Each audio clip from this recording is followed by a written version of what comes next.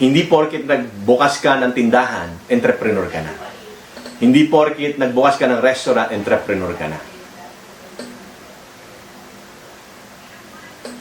You are a technician who got excited to put up your own business.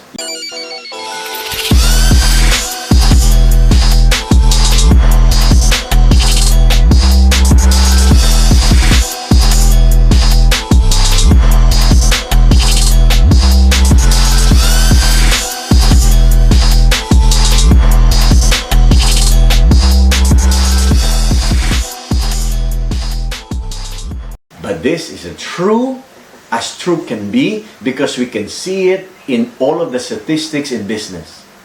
How come many businesses fail? Why? Because it's the technician who goes into business. Why? Because the technician side of us is the one that is fully awake. The other two is half asleep, half awake. Probably 90% asleep, 10-20% awake. It's the technician personality that is fully awake in most of us, including for the many people who decides to go into business. Now you will understand, my friends, and appreciate more yung pinag-uusapan natin last Monday. Now you will appreciate more kung ano yung sinasabi natin last Monday. Di ba sabi natin last Monday, last week, that the baking is the most important part in the business for most people who start businesses? It's the cooking that is most important part in the business for those who start businesses. It's the selling that is most important part in building a sales organization. Why? It is because the technician side of us is the one fully awake. It's the technician side of us who is in control.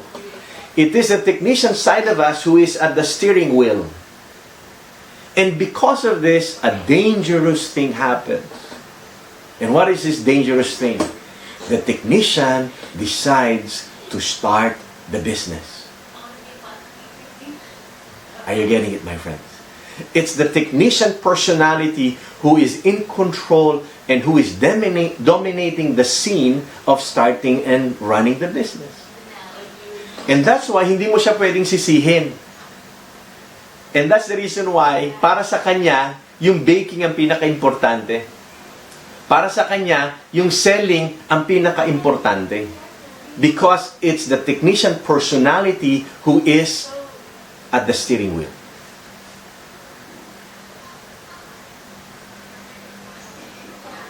And that's why last week, when we keep on saying that the technical side of the business, the baking, the cooking, the haircutting, including the selling, is the highlight.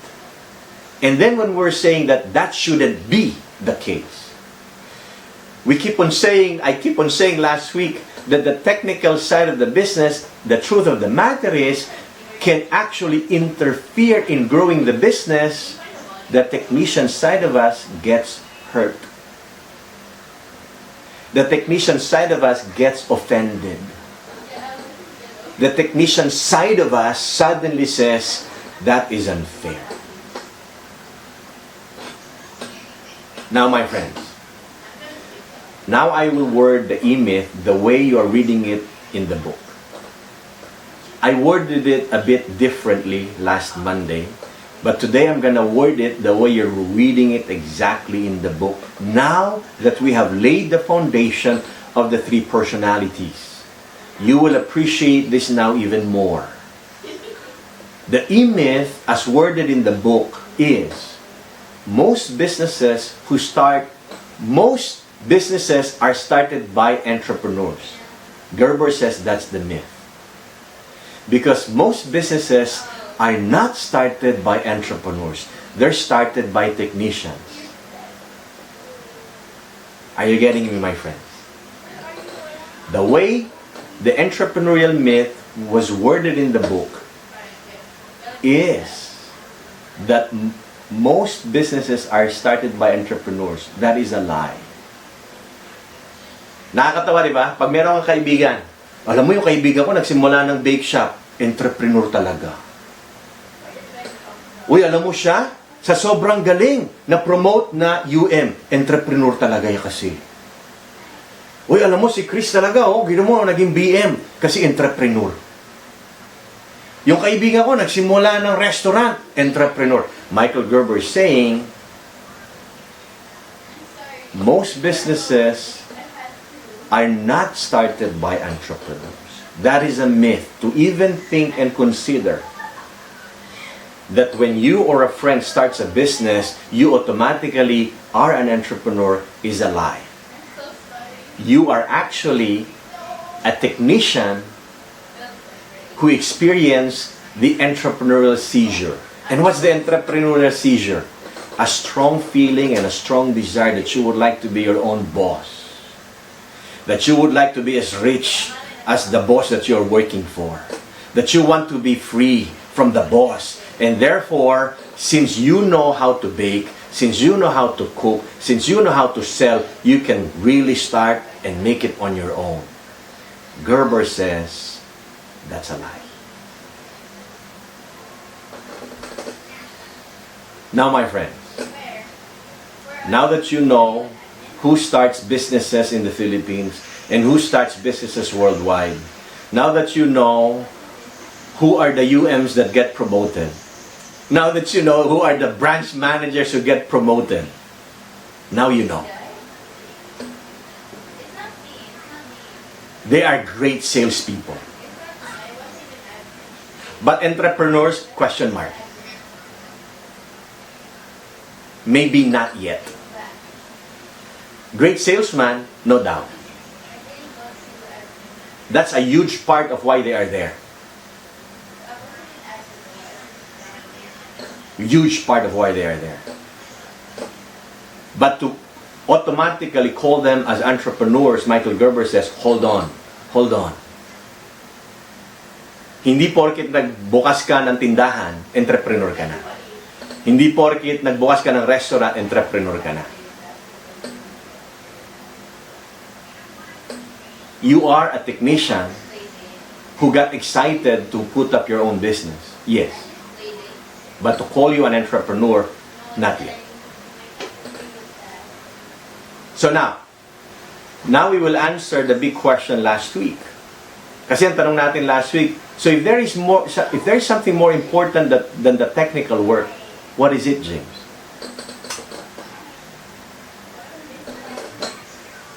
Di ba yun ang tanong natin last week?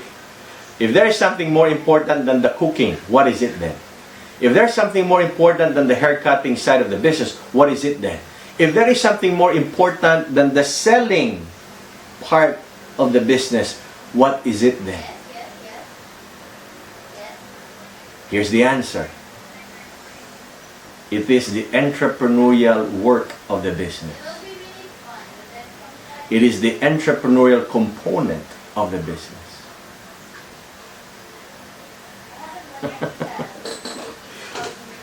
Hold on, my friends.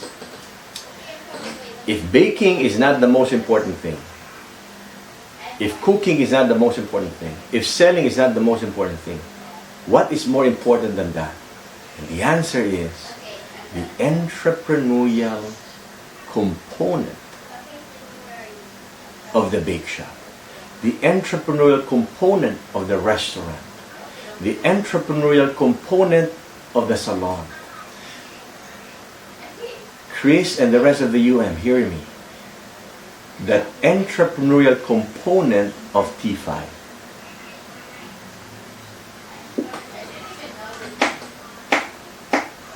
You see, the entrepreneur side of us fully understands this. The entrepreneur personality side of us fully understands this. Unfortunately, it's the technician side of us who's fully awake. And that's why, here's the clue. If you're still getting offended with what I'm saying, that there is something more important than selling, that there is something more important than baking, here's the big clue. Then that means It's the technician side of us who is still in control. Because the technician side of us will always get offended by that. The entrepreneur side of us fully understands that. In fact, the entrepreneur side of us fully understands that in many ways, the baking, the cooking, and the selling may actually interfere with the growth of the business. Now, I'm not asking you not to sell, okay? Don't get me wrong. Hindi ko naman sinabi yung hindi ka mag-bake sa bake shop. No. How can you operate a bake shop without the baking? How can you operate a restaurant without the cooking? How can you operate T5 without the selling? All I'm saying is, in the entrepreneurial hierarchy, there's something more important than that. And what is more important than the technical side or the technical work? It's the entrepreneurial work. And therefore, here's the big therefore. Your first and foremost responsibility in starting and growing a business, in starting and growing T5, your unit and your small operational sales organization, your first and foremost responsibility then is to awaken the sleeping giant, to awaken the entrepreneur within. You don't have to awaken the technician. That is already fully awakened. That is already fully awake. In fact, it has already been awake for many, many years. And we Filipinos have been actually very good at that. So the first responsibility, if it hasn't been done so yet, is to awaken